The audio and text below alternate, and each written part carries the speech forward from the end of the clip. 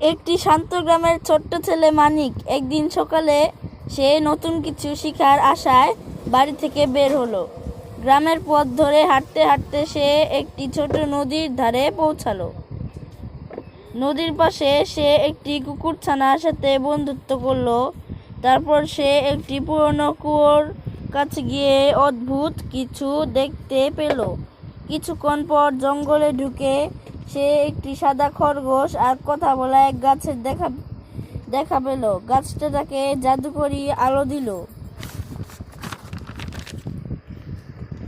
মানিক সেই আলো নিয়ে এগিয়ে গেল।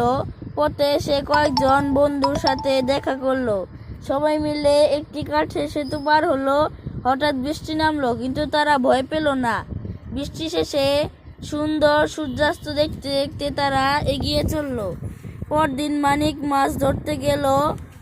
তারপর আকাশে ঘুড়ি উড়ালো। রাতে আগুন জ্বালিয়ে বসে থাকতেই সে একটি পুরানো মানচিত্র খুঁজে পেল।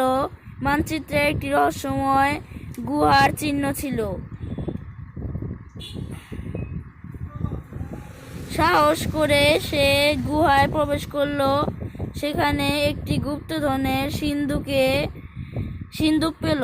কিন্তু মানিক বুঝতে পারল আসল ধন শুধু সোনা নয়, জ্ঞান ও অভিজ্ঞতাও। এরপর সে পাহাড়ে উঠে বিজয়ের পতাকা উঠালো। গ্রামে ফিরে মানিক তার পাওয়া জিনিসগুলো সবার মাঝে ভাগ করে নিল। গ্রামের শিশুরা তার গল্প শুনে আনন্দ পেল। রাতে চাঁদের আকাশের দিকে তাকিয়ে সে নতুন স্বপ্ন দেখল। পরদিন সূর্য ওঠার সঙ্গে সঙ্গে